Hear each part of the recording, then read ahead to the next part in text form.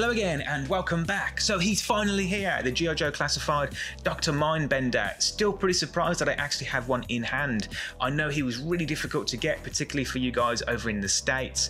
From what I understand, he was on the Pulse website for like 10 minutes and then he wasn't, and then he was, and people were given a false promise that they could get one from the San Diego Comic-Con with a certain code, only to be told that they don't have any and leave empty-handed. So I think Hasbro really stuffed up with the distribution.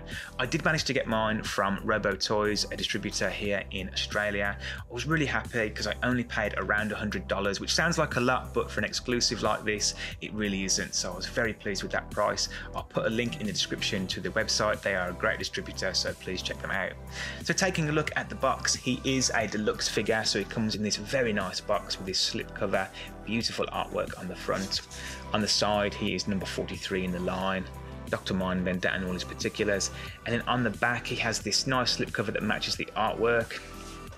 And then the artwork itself is just gorgeous. A jacked Dr.Mindbender in the middle, and then a maniacal Mindbender with what look like pickled historical figures, and then it's going for a swim with old mate Destro here, some sort of birthday party, and then holding Serpentor's head.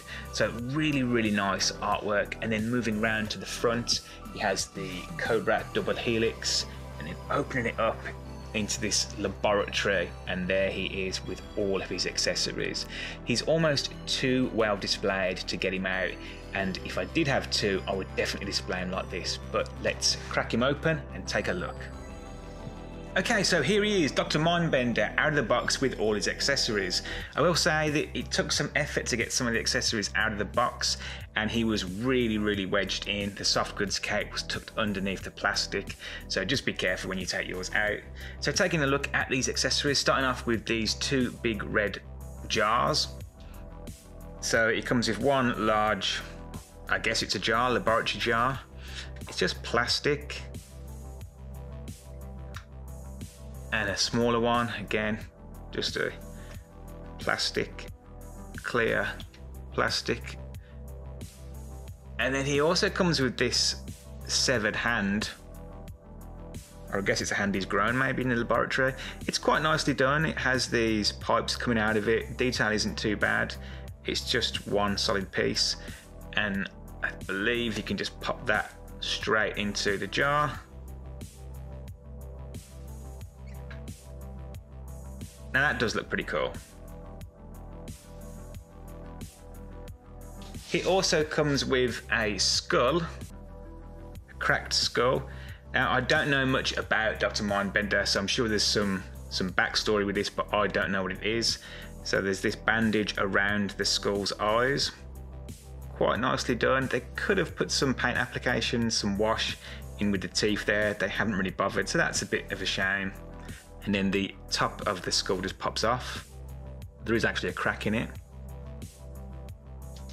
And then even more macabre is this brain that he comes with. It's quite nicely done. All one piece. Again, they could have put a wash on it. Paint apps are a little bit shitty there. The silver from this rim has gone onto the actual brain. So yeah, that's a shame. Oh wow. But one cool feature is this actually pops into the skull. And then you can just put the top of the skull back on. And it actually shows you the brain. Yeah, so that's in a very macabre way, quite cool. He also comes with two pistols. It is hard to not compare the weapons. Now that I've been getting some of the Valiverse Action Force figures, it is hard not to compare. These are nice, but they're nowhere near the standard that I've now become a little bit more accustomed to. But quite nice. Not sure what that is on the top. And then he also comes with this second pistol. Just one solid matte black.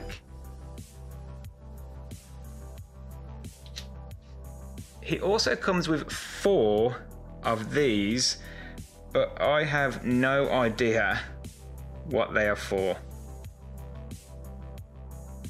There we go.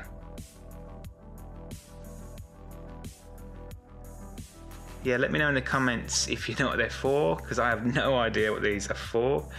I thought maybe you could just pop it in the end of the gun because there is a hole in the chamber, so maybe that's what it's for. It's some sort of dart or something, I'm not sure. And then even stranger, he comes with two hose type weapons. This first one, and then this second one, like a ray gun. I'm really butchering this because I honestly don't know what they are. It's, yeah, like a futuristic mad scientist gun.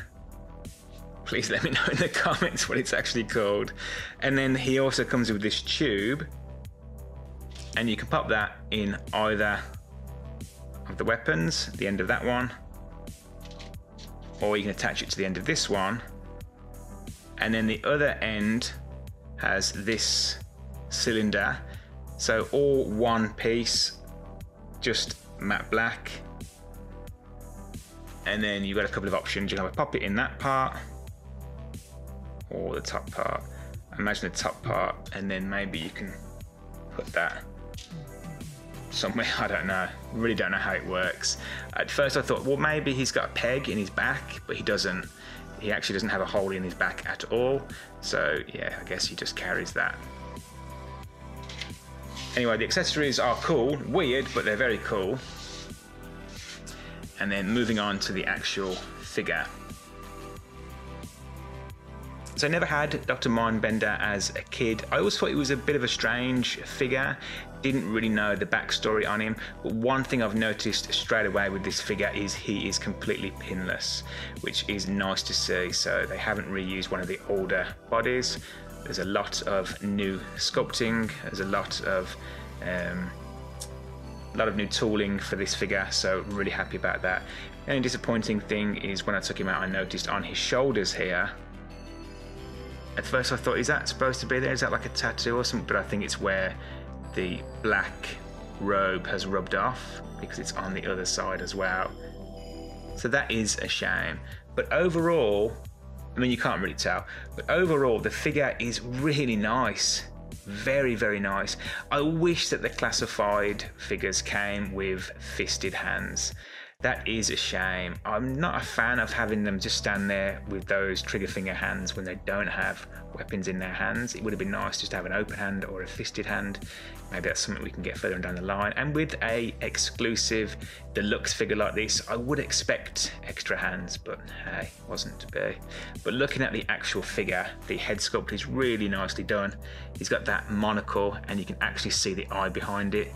That handlebar mo is really well done, and the paint apps, yeah, they've missed it a little bit here where the flesh is actually on the mo, but it's not too bad.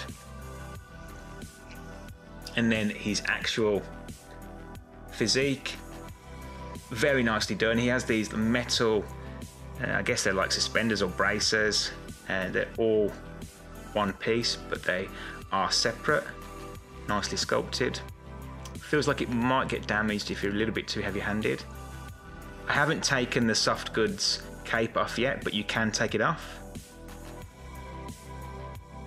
He's also got these really nice purple and silver gauntlets.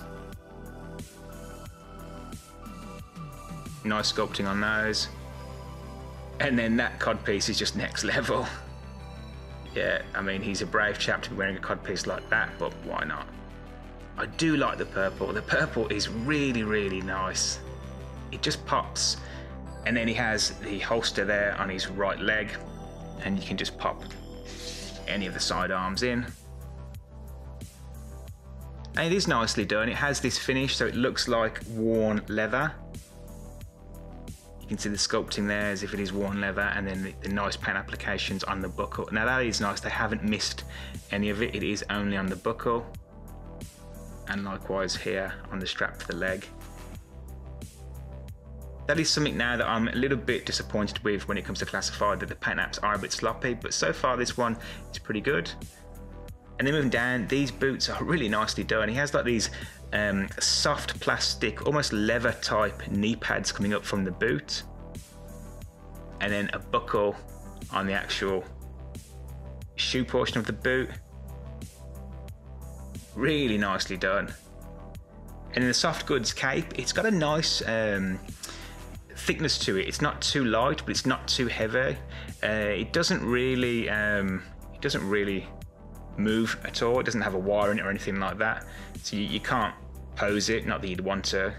But yeah, it's not too bad. Normally I don't like soft goods on these scaled figures, but that actually, it looks nice. And you've got to have a cloak on Dr.Mindbender. So overall, he's a very nice figure.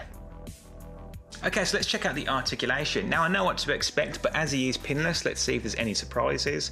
So he has a ball joint just underneath the chin, and then he has another, it's not really a ball joint, but he has a peg down below, so you can actually move the neck independently to the head. And with the actual head, he gets all the way down and all the way up, and then obviously full rotation. He does have a butterfly joint. You can't really see because of the cape, but he does have a butterfly joint at the shoulder. A little bit stiff, but that's fine. So you can get all the way up, and you can get all the way back. Yeah, that is stiff. Full rotation. He also has bicep swivel, double jointed elbow, and you can see the pinless elbow there, very nice. And then he has forward and back on the peg at the wrist, and then full rotation as well.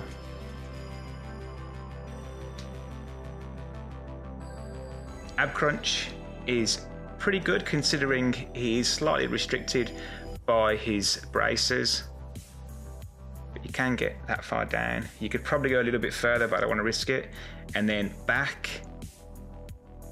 yeah, he does get a fair amount back, but again, don't really want to risk too much because those braces, but yeah, you can do a nice limbo.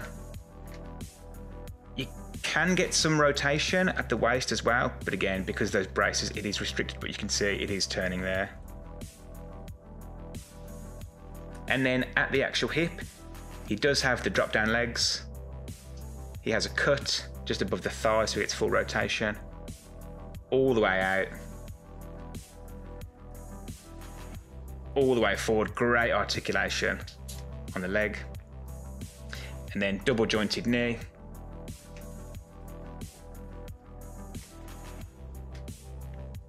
Boot cut.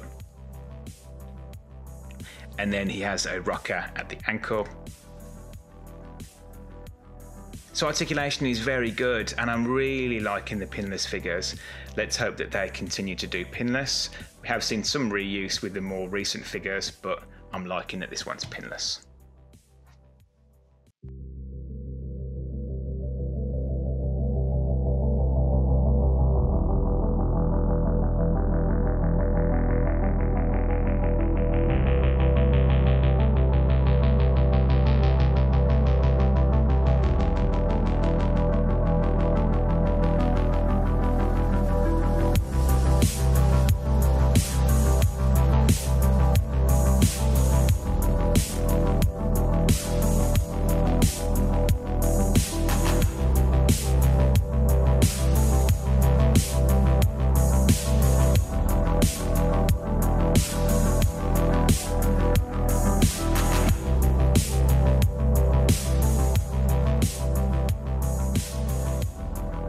So my final thoughts on the G.I. Joe Classified Dr.Mindbender.